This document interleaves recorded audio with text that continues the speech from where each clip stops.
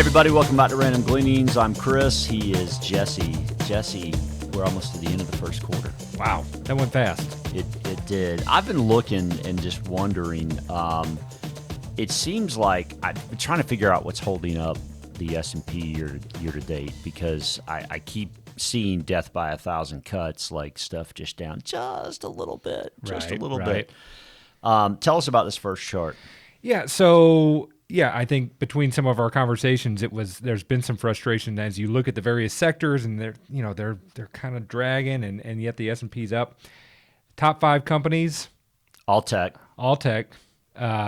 They have produced more than all of the S&P 500 returns so far. Help explain that. So the S&P's up 3.6% through yesterday. Those 5 companies are up 5.1%, which means the other 498 companies in the S&P have produced a negative 1.5% return. That's right. So based on their weighting in a market capped index like the S&P is, the component weights have brought those 5 companies, they've contributed 5.1% of the S&P return, and the S&P's not up 5.1%. Right.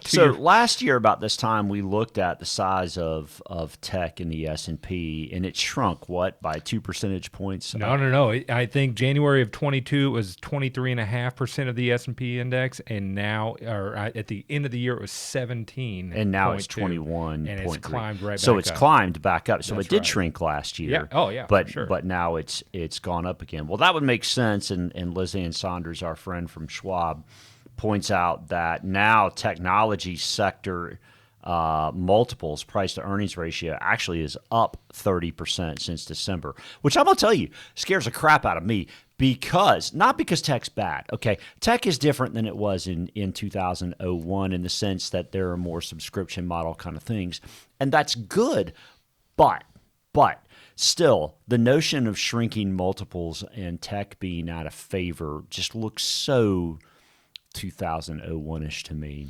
Well, I'll note this is on forward PE, so it's based on the assumption. Estimates. That's based on the assumption that they get the earnings that have been forecast for them. So tech was, I will say this, tech was the first to start really with the layoffs side of things. So that could be somewhat buoyant because that's obviously increase their margin. Sure. Yeah, that's your primary expense. But anyway, still kind of freaks me out. Yeah. So put a bow on that. 5 companies, all the return. Yeah. All the return, more than all the return. Everything else is negative, That's right? Yeah. And that's the stuff that's more compelling from a valuation standpoint in terms of something that might be attractive to buy. Yeah. Okay, next topic. Moving on. This is from our friend Willie Delwich, High Mount Research. Willie shared, you know what? I mean, the Fed's still saying they may raise another 0.25%, even after, 4 banks blew up. 3 in the U.S., 1 in Switzerland. In Switzerland. Mm-hmm.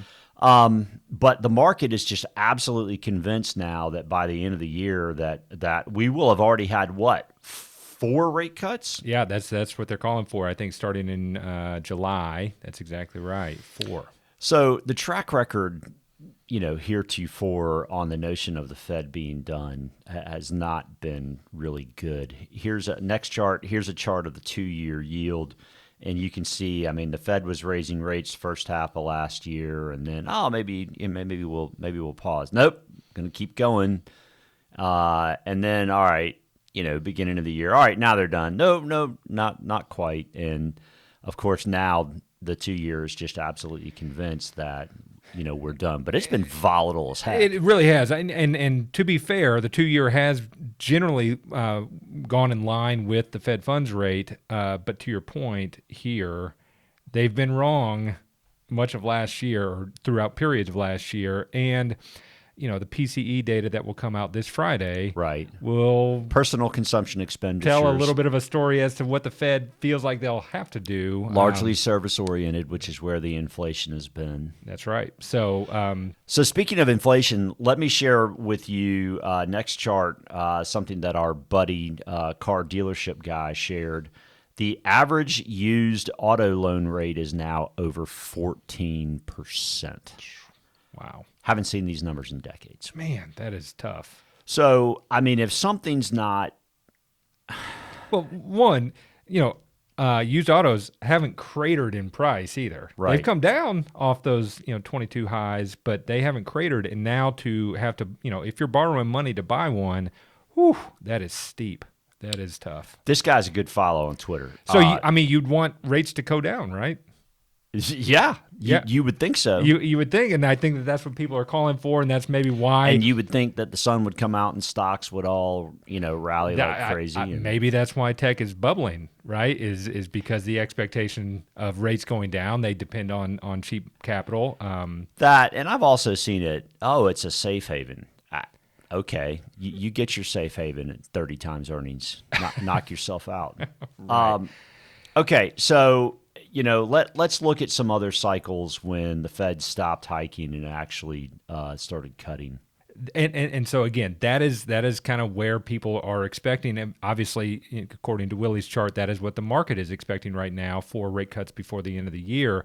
And my caution there is be careful what you wish for. Bring us back to the 60s, early 70s. Yeah. So what's interesting is the 50s and 60s were just really good from a return standpoint, and in fact, the mid 60s looked absolutely great.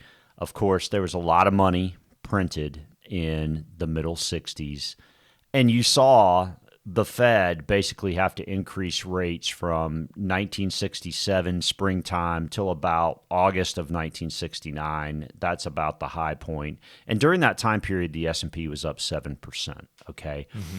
So that's almost 2.5 years of time period, and the S&P was up a cumulative 7%. Okay, so it was up on a pretty big rate hike cycle, but it was still nominal compared to the returns in the 50s and earlier in the 60s. Then they stopped. By the way, August of 69 was about close to the peak of the trough, I should say, of the unemployment number. The unemployment number in 1969 hit 3.4% in October of 69.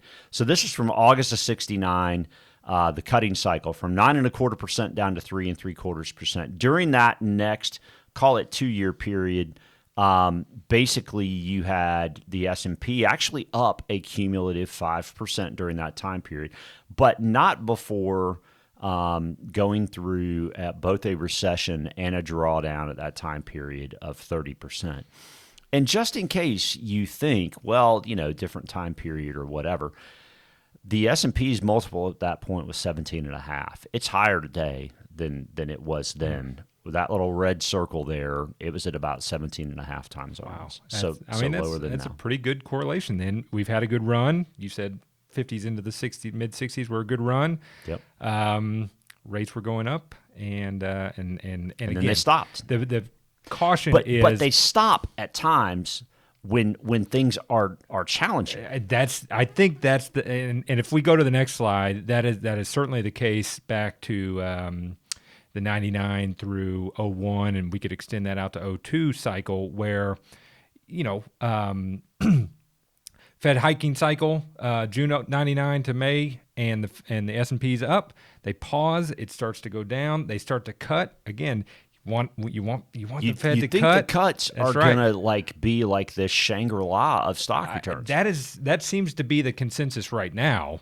Is that just cut the rate and we'll everything be off to the races again. Right. Well, history doesn't necessarily support that. From Jan 1 to December of 01, they were cutting from 6 to 175, and the market was down almost 16. They paused for a period of time and started to cut again from 02 to June of 03. By the end of 03, by the end of that cutting cycle, the market was down almost 28%. Yeah. You experienced that in this field. I was off in the Army at that time, but you've said on multiple occasions that was such a drag.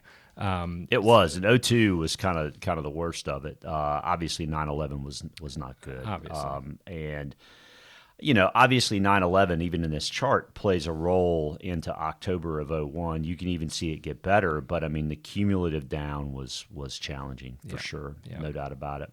So let's take a look. This is from our friends at Bespoke. Next chart. This is recession probability as predicted by the yield curve since 1970. And you can see to the right of the red section. So the red section is basically, hey, if these things are inverted 100% of the time since 1970, there's been a recession, right? Well, they're all inverted. So really, we need, I mean, I almost think we have to, to get out of this time period without a recession is going to be, I mean, I'm not going to say it's impossible, but I mean, it's a really, really tough thing to get through. Yeah, I think so. And with all this chatter about AI here recently, you did a nice. So Bespoke also shared a little anecdotal. They decided to hit up ChatGPT to predict the future here. And they said, tell me in one word what these ingredients would make. Leading indicators down 11 months in a row. Crude at a 1-year low. Crude oil, 1-year low. Largest 1-week decline in the 2-year yield since the 1987 stock market crash. Deeply inverted yield curves. And a 2-week decline of 20+% in bank stocks. And ChatGPT came back with one word as an answer, and it was recession. Look, I'm not encouraged by that, obviously, because there's human pain in a recession, but it seems to be that is the path that we are on, and so it just means that one has to be prepared for that, be defensive, know what to do, I guess, when the opportunity presents itself, and hopefully, if you need that sort of help, you've got somebody to at least listen to. Well, I mean, from a preparation standpoint, I mean, I feel prepared if we have one, certainly, and I hope we don't. Right. But if we do, we're ready to go. Yep. Absolutely. Yeah. I got nothing else. You got anything? I don't. Thanks as always for watching. We're grateful to you. Please hit subscribe. Click the bell if you want to be notified when we post. Please do share this with others. Continues to be interesting times. Thanks as always for watching.